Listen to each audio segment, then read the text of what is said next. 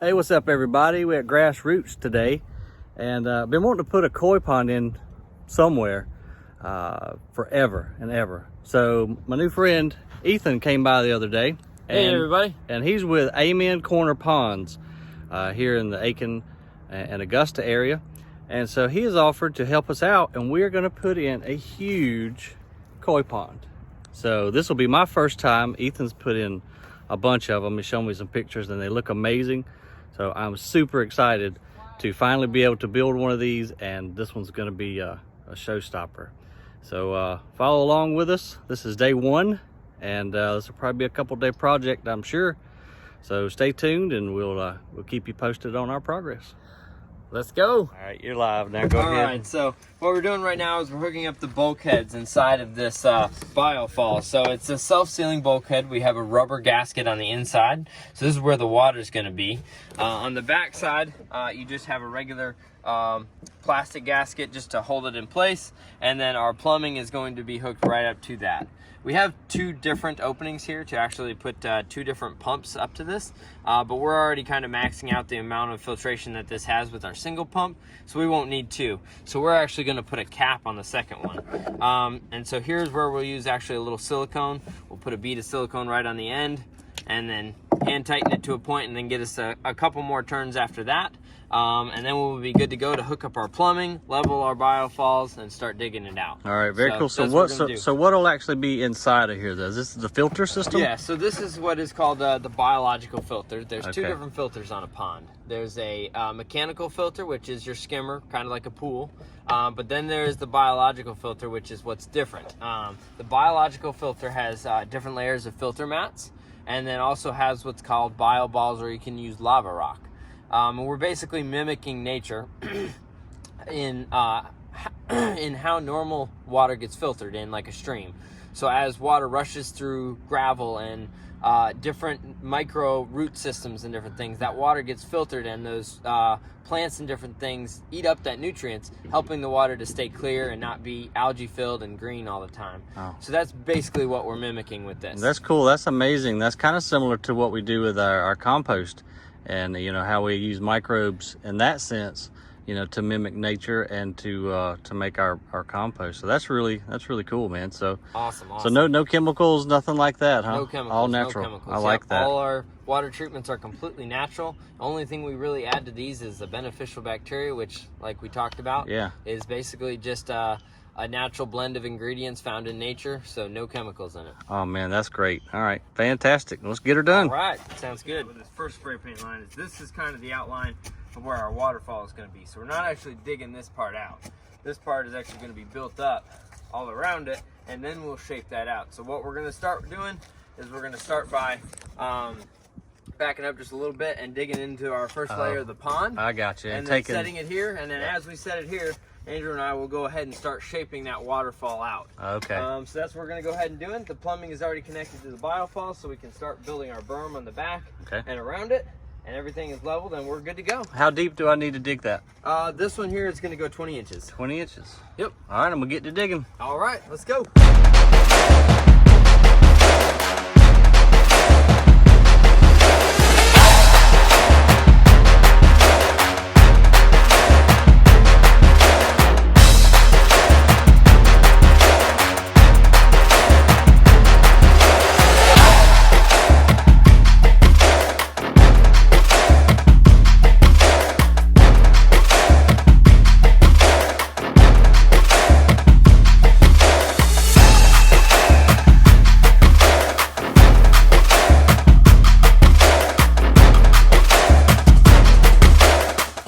So here's where we are in the process. We have got, what would you call that depth there? What zone is that? Does it have a name to it? This is basically our normal shelf in the pond. Okay. This will give us straight depth right off, so as you're standing, it looks like it's a natural koi pond. Gotcha. You've got a good amount of natural depth. We'll have some small pockets that we'll carve out right at the end, but these are all kind of our main depth. And then we're going to have our very deep section that we just started to kind of shape out. Right. Yep.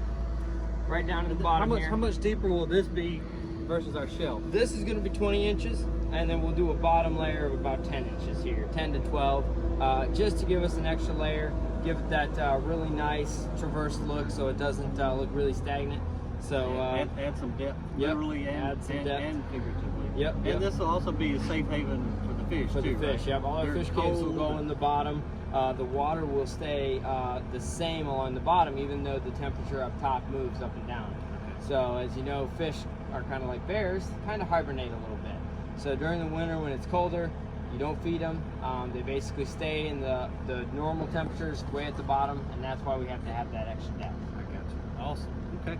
So all we got to do now, we got to finish up excavating the shelf and dig out our deep pool. Yep. And then what'll be next? Then we're gonna set our skimmer in place, Yeah. sink it down, figure out where our water level is gonna be, Okay. and then we can start setting in the liner and getting this bottom layer rocked in. Awesome, man. All right, well, I'm getting back on the tractor. We get this thing done. All right, let's do it. So Ethan, we've got her all dug out now. We've got our shelf. We've got our deep spot. And now, what do you got here? What have you put? So this is the skimmer. This is just kind of like works same as a pool skimmer. Okay. This will have a basket in here. This is what we will attach our liner to. So we will seam our liner to the opening, and then this will remove all the debris on top. So it'll help pull any leaves, sticks, debris that would eventually build up on the bottom and cause excess nutrients as they decay. Okay. So that'll pull off the top, also keeping the top nice and clear. You can see your fish, everything like that. Awesome. So right here is where we kind of want to keep our water level. If you look inside here, our overflow, which is this one here, is actually set at the same as that screw. So we can actually adjust this a little bit by tipping the overflow one way or the other to allow our water level to be higher or lower. But right now, since we're building a pond and we did it, we're gonna put it at the max level because that's the way we build all our ponds.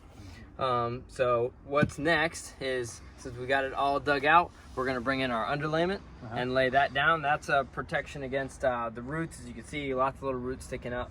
That'll protect our liner, and then it'll also protect, once we set stones on it, on the liner, that it won't compress down and hit anything hard. Okay, so you got to go underlayment And then liner. Yep. Okay, I thought there was just one liner. Nope, Okay. underlayment and then liner, All right. and that is a protection underneath it. Also, roots tend to regrow and start shooting Sure. back through, Yep. and this is a root deterrent, so it won't allow that to grow back through our liner. Okay, I got you. And so the line that looks like you attached a line from your overflow. Yep, so we have our overflow, and then the other one Yep. is where our pump is going to hook up to.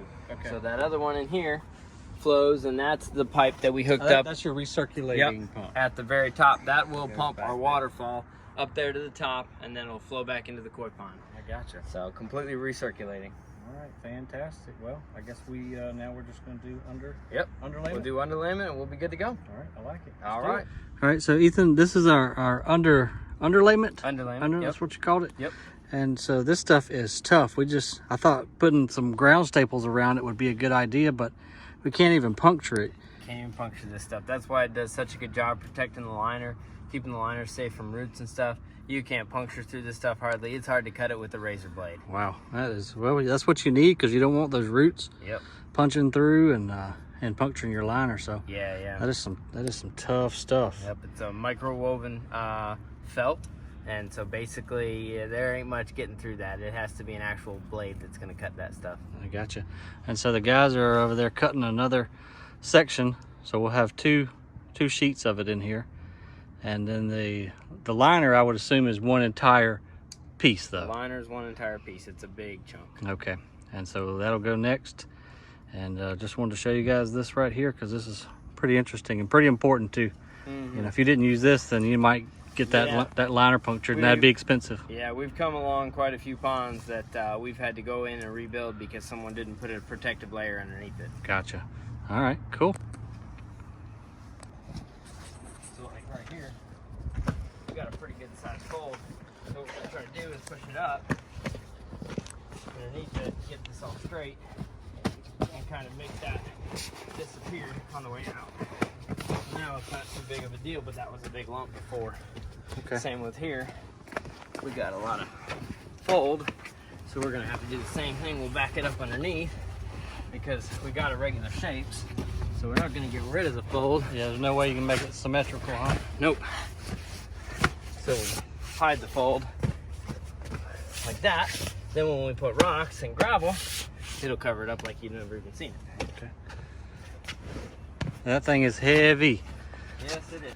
All right, so we are obviously placing our rock in the deep part of the pool right now. And Ethan was just explaining, you know, a good way to stagger and stack these. Ethan, can you tell us that one more time? Yeah. So a lot of people, what they like to do is, so we've got our first layer down here. And what inevitably, because this is the deepest area, so people are like, nobody can see it.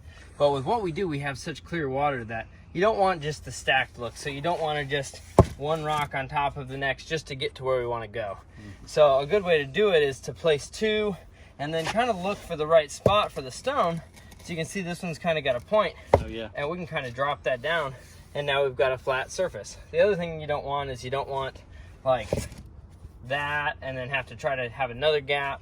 So as long as we can get these flat surfaces, as you can see, this whole side is basically these flat surfaces. Oh yeah. Now we get this natural look, and it looks like it's now set over time. Plus, we have a sturdy wall. And it'll be easier to stack the big ones, I'm assuming. Yeah, you don't well, have all these corners and jagged edges. Yep, so the big ones sit back. Okay. So they don't sit on top of that. So we'll have a little bit of space between the back of this and the edge, where this will be all gravelled. Okay. So it'll be stair-stepped up, and then the bottom will all be gravelled. Okay. So we'll get the gravel in at the bottom of this as soon as we rock in the bottom here. All right. And then we'll go. Sweet.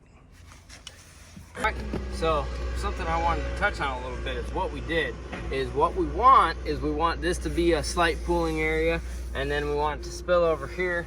But what a lot of people will do is just stack a bunch of little stones here and then try to redirect the water. What we don't want to do is we don't want to do that, because in nature, if it was a real waterfall, it would push those small rocks right off. So what we're going to do is we carved out this section in front of that little pool. We're going to set a beast right here. First of all, it'll give it the illusion that now you can't just directly see the biofalls, which is just our filter, so we don't really need to see that. And we will kind of hide the source of the water. Second of all, what it'll look like if we set it in here right is it'll look like the water has come up and it has pushed up against this large boulder and kind of rushes up against this and then goes back this way. And that shows it that we've uncovered a boulder and we're forcing it a different way. So not using anything small that in nature would be pushed around, but use something that's has some real size to it. Yeah, I know exactly what you're talking about. You know, driving through like the mountains, Tennessee, North Carolina. Yep. You'll see those big ones, you know, pushed in, and the those water big goes ones, right around it. Yeah, and those big ones are what creates all the little water and white water. Okay. So that's what we're trying to recreate with this. Okay, awesome. I like it.